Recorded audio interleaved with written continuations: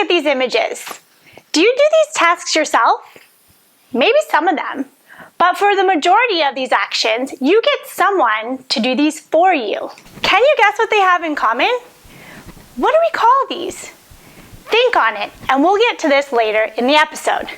Hi, I'm Lindsay, and welcome to another great episode of Bite Size English, your daily bite of English. Do you remember the grammar point we covered where someone caused another person to do an action?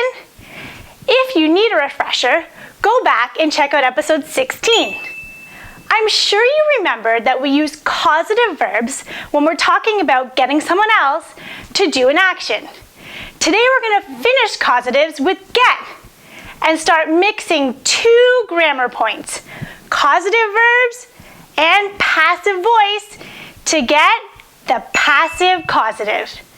Let's get to it. Quick review. What structure does make, have, let, and help have in common? These causatives are easy peasy because they all have the same structure.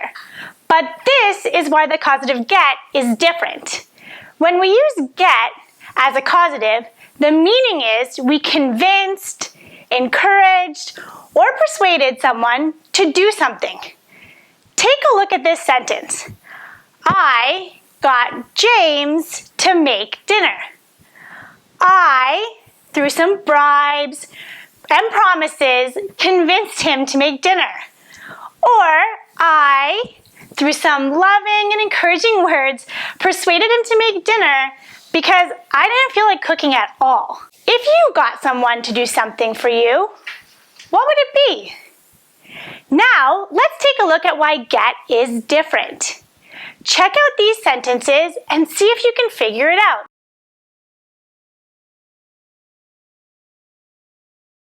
Did you spot it? You got it. Get uses an infinitive after the object, which means it has a different structure than the other causatives. Think back to the examples from the beginning of the episode. Haircuts, dry cleaning, car repairs. So what do they have in common?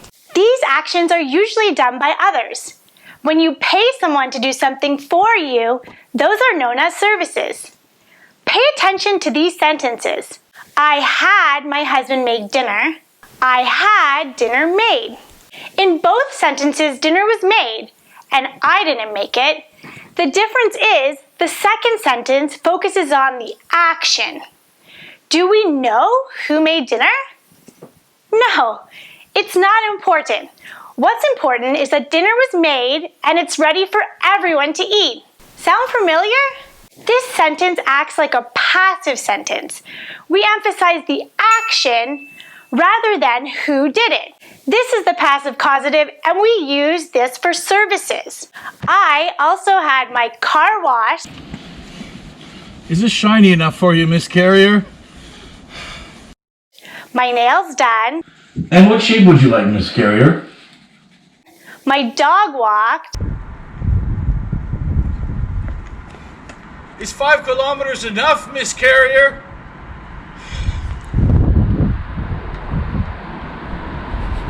And my back massaged.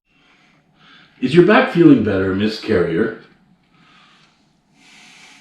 Life is great. Now let's get to structure. For the passive causative, you can use the verbs have or get with no difference in meaning. For example, you could say, I got my nails done, or I had my nails done. I got my car washed, or I had my car washed. They're both the same. The causative verbs you use is up to you. Have you figured out what the structure is? To form the passive causative, you're going to blend the two grammar structures. Subject plus have or get plus object plus the past participle. Quiz time! Look at these images and write down the service using the passive causative. Pretend you are the one paying for the service. Here we go. I had or got my haircut. Okay, that one is too easy. Next, I had or got my car repaired. Good job. Last one. I had or got my clothes dry cleaned. When learning new grammar, try and relate it to your personal life. Think of services that you normally use. Watch the episode again and see if you can write down some of your routine services using the passive causative. Well, that's all for today. Remember to subscribe, comment, and share this video. See you soon on Bite Size English.